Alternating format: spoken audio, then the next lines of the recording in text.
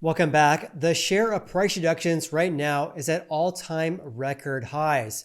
On top of that, housing inventory on a national level may have finally peaked in early November, highly unusual. In today's video, I'm going to share the latest report from Redfin just announced on Thursday regarding the share of price reductions, home prices, pending home sales, inventory levels, and much, much more. I have a lot to share in today's video, so let's go ahead and begin. So here's this report from Redfin just posted on Thursday here. And this narrative right here, in general, I do not share it with you guys. Instead, I share my own analysis of their data here. So in today's video, I actually want to touch on two paragraphs right here because they're kind of conclusions about our housing market, in my opinion, are far-fetched or inaccurate here. Anyways, it says here that house hunters are coming off the sidelines because mortgage rates are dropping from their peak. Yes, rates have been dropping from the peak. We had 8% rates about 3 weeks ago, and that was the highest levels since the year of 2000. Ever since then, more or less, rates have been coming down, and average daily rates, according to the Mortgage News Daily, as of Thursday, is at 7.36%. Quite a bit lower than the 8% rates we saw 3 weeks ago. But let's touch a little bit more regarding their claims here that house hunters are coming off the sidelines because they're stating the data to support this is this right here. Mortgage purchase applications, that's based on the MBA's report, a video I made separately about a day ago here. So applications increased 3% from the previous week, bringing them to the highest level in 5 weeks. That marks the second straight week of increases. Now, I want to provide some context here because 3 weeks ago, the MBA's purchase index, which is a measure of the amount of people submitting loan applications to buy houses, was at its lowest level since 1995. Ever since then, we've been seeing very, very small increases of applications. So if you don't believe me here, look at this. November 1st, purchase applications decreased to the lowest level since 1995. The week after that, applications only increased by 3%, but still down 20% from a year ago. And the most recent week, just announced yesterday, their index increased by 3% compared to the previous week. But according to their deputy chief economist, who is Joel Kahn, he said it still remains at very low levels. So going back to Redfin's report here, saying that house hunters are coming off the sidelines because more people are submitting loan applications. Keep this in mind. This is coming from all-time record lows that was set just 3 weeks ago. And ever since then, very small increases on a weekly basis. On top of that, to further support their claims that house hunters are coming off the sidelines here, it says pending home sales were down 8% year over year during the 4 weeks ended November 12th. Not 12%, 12th. That's the smallest decline since April of 2022. Something else to keep in mind. Pending home sales in the summer months through the end of the year last year were falling big time because rates more than doubled in less than 12 months. That really shocked the housing market, which of course caused the number of contracts being signed between buyers and sellers of existing houses to fall greatly. This year, pending home sales are still decreasing. So they're down 8% year over year, but have a look at this chart right here. As you guys can see right here, pending home sales, a measure of contracts being signed, have been decreasing ever since really May this year. We're seeing a seasonal decrease. However, compared to last year, pending home sales increased greatly in the first half of 2022, which is right here in red. And thereafter, they actually decreased much faster than this year. That's why the gap between this year and last year is actually getting more narrow. So for example, to start the year, this year, we saw a decrease of 29.5% in the number of contracts being signed compared to the first week of 2022. And we saw double-digit decreases on a year-over-year basis all the way until we hit here for the 4 weeks ended October 15th this year, when at that time we saw a decrease of 7.9%.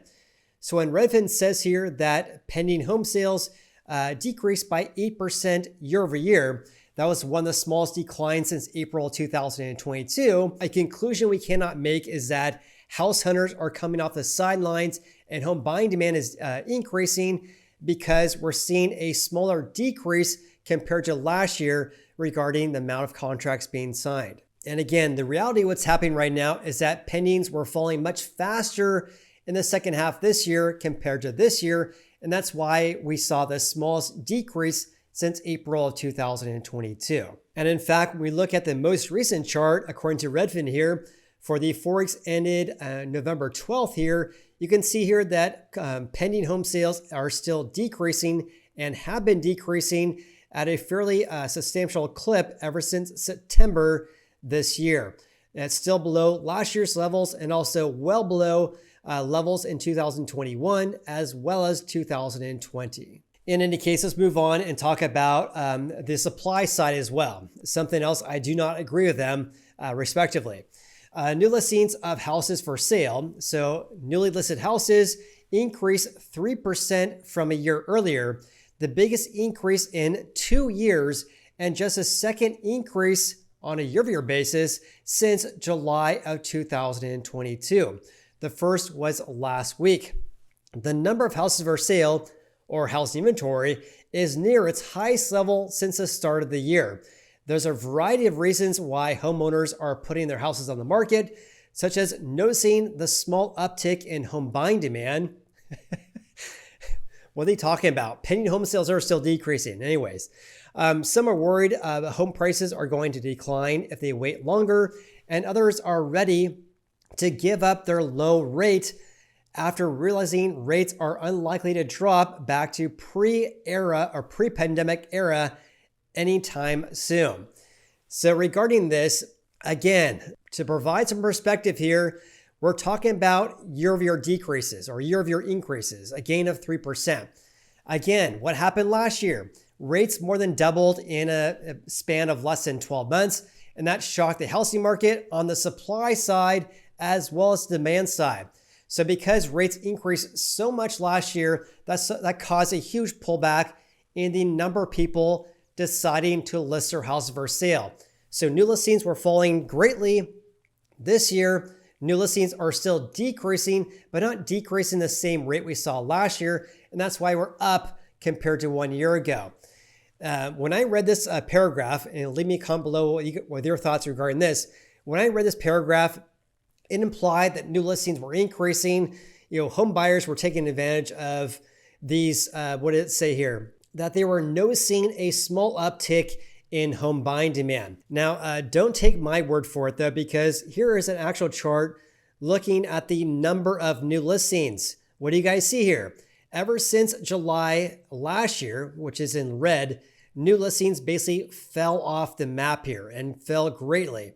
Back in June, we were at the same levels we saw back in 2021, but by the time we hit the end of the year, we were down from last year, down from 2021, and also down compared to 2020. So new listings fell off a map. This year, we are seeing a seasonal decrease ever since really the early summer months this year. And the gap between this year and last year, of course, was great during the early summer months, but because new listings are only decreasing at a very slow clip compared to the giant decrease we saw in 2022, that's one of the main reasons why new listings are up on a year-over-year basis, not because people are taking advantage of this high home buying demand and are listing their house for sale. The data does not support that. New listings are still decreasing, yet they're up on a year-over-year basis. Hope that makes sense. Please leave me a comment below. Okay, let's move on. But I really wanted to share that in case you guys read this report from Redfin, because I want to provide some additional context for their claims here. Anyways, in general, I tend to agree with their analysis here, but these two paragraphs just kind of drove me insane. Anyways, the median sold price on a national level was just under $368,000 for the 4 weeks ended November 12th this year. That's an increase of 4.2% year over year, one of the biggest increases in a year, but prices are up partly because rates were really hampering the housing market at this time last year. So here's a chart looking at the median sold price on a national level over the past several years, going back to 2020. We are right here. So home prices have been relatively flat. I should say a very, very small decrease over the past month or so. Compare this to last year, home prices really fell greatly in the late summer months and also the fall and early winter months. This year, prices relatively flat over the past several weeks. That's one reason why this increase of 4.2% is one of the biggest increases we've seen in quite some time. Now, not all markets are actually up compared to 12 months ago because the biggest decreases were actually in Austin, Texas, leading the nation once again, a giant decrease of 8.1%. I say giant because a lot of other markets are not down as much, and some markets are up by double digits. So Austin, Texas, the biggest decrease at the 50 most populous metros. After that was San Antonio, Texas, Detroit, Fort Worth, Texas, Tampa, Florida, and Nashville, Tennessee. By the way, at these 50 most populous areas, 6 of those metros are down on a year-over-year basis. In contrast, of course, 44 are up. So leading the nation is actually in Anaheim, California, a gain of 12.9%. After that was Cincinnati, Ohio, San Diego, Providence, Rhode Island, and Newark, New Jersey, all over 10% gains. Let's also talk about the average monthly housing payment of homebuyers right now. This is based on the median asking price on a national level and also average rates according to Freddie Mac last week. So according to them, your average monthly housing payment is $2,670 per month. That's down $70 from the all-time record high that was set 3 weeks ago when rates were very close to 8%.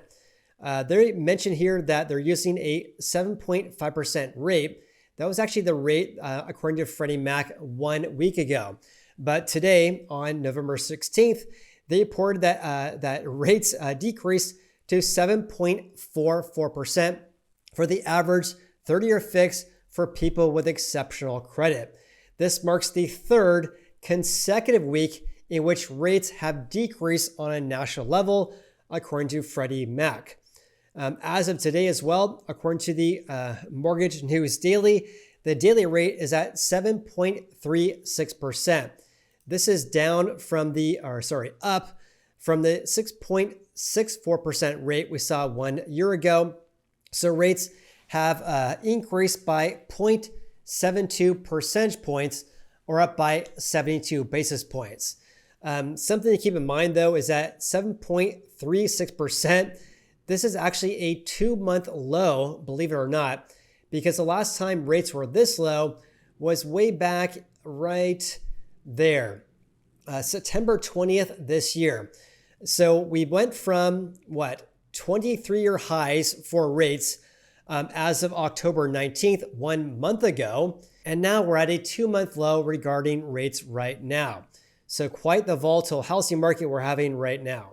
One thing I do want to mention is that it's great if you're looking to buy a house to see rates decrease from 8% now to about 7.4%.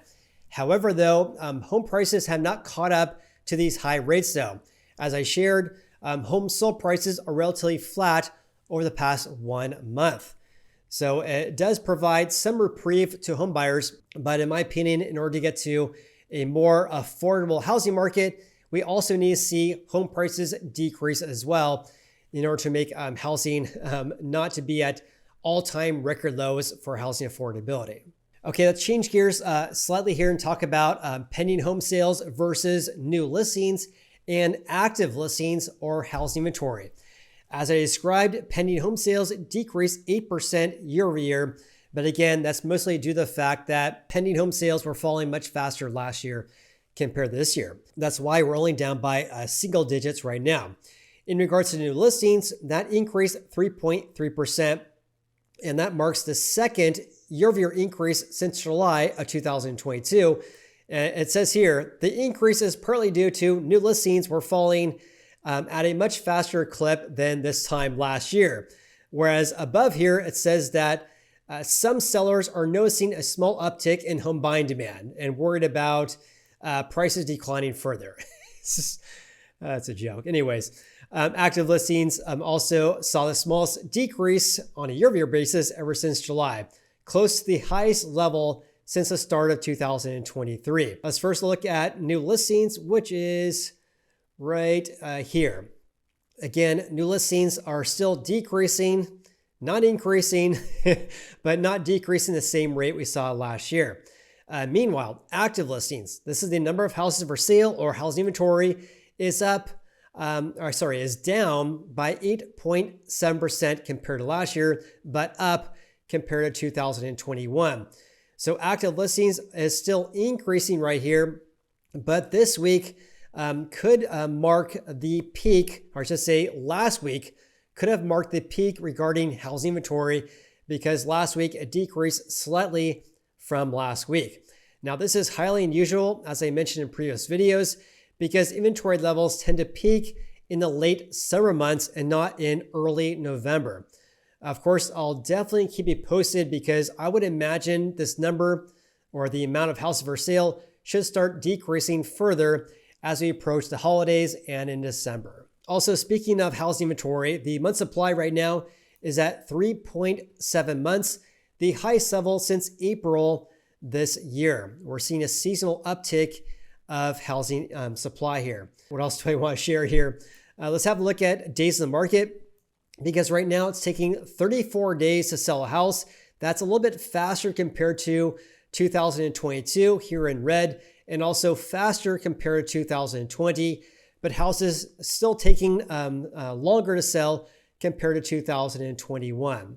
Also, as I mentioned, we have all-time record highs for the share of price reductions right now at 6.7%. Higher compared to 2020 by a little bit, but much higher compared to 2021 and 2020, when at that time, the share of price reductions was around 2.7%. Now it's at 6.7%. And lastly, let's have a look at the average sale price to final list price ratio, more or less flat compared to last week at 99%. This means on average, home sellers who sold their house over the previous 4 weeks sold their houses for 1% below their final list price. With that said, please comment below your biggest takeaways from today's video. Also, if you guys got any value out of this video whatsoever, then please hit the like button. Also consider subscribing as well. Hope you guys have an awesome day. I look forward to seeing you on the next video.